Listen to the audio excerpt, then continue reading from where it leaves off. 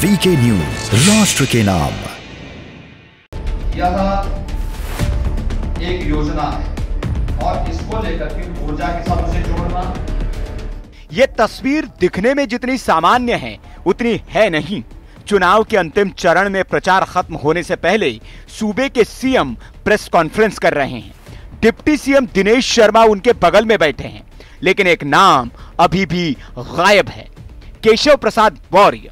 लेकिन अचानक चलती प्रेस कॉन्फ्रेंस में वो प्रकट हो जाते हैं और उसके बाद जो होता है वो यूपी की सियासत में चर्चा के केंद्र में है। दिनेश शर्मा केशव प्रसाद मौर्य के लिए कुर्सी खाली कर देते हैं और योगी के बगल में मौर्य साहब को जगह दी जाती है।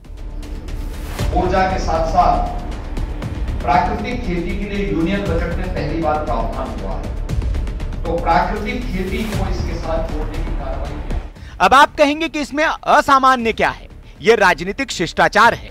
केशव का कद बीजेपी में यूपी में 2 नंबर का है, इसलिए उन्हें यह जगह दी गई।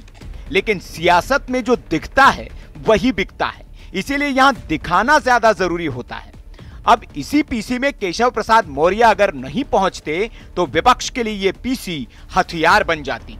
बीजेपी में 2 फाड़ दिखाकर इसे प्रचारित किया जाता, बताया जाता कि केशव प्रसाद मौर्य योगी के साथ है ही नहीं। लेकिन केशव प्रसाद मौर्य पहुंचे और उन्हें योगी के बगल में जगह दी गई, तो यह भी विपक्ष को जवाब ही है।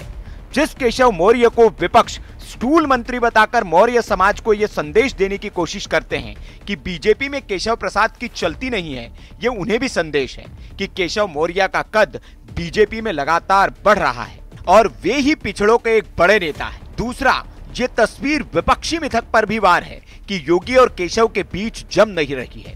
ये तस्वीर ये संदेश भी दे रही है कि बीजेपी में सब कुछ ठीक है और तीसरा चरण उनके लिए काफी अहम है। वीके न्यूज के लिए लखनऊ से अभिषेक यादव की रिपोर्ट। एक योजना है और इसको लेकर के ऊर्जा के साथ उसे जोड़ना।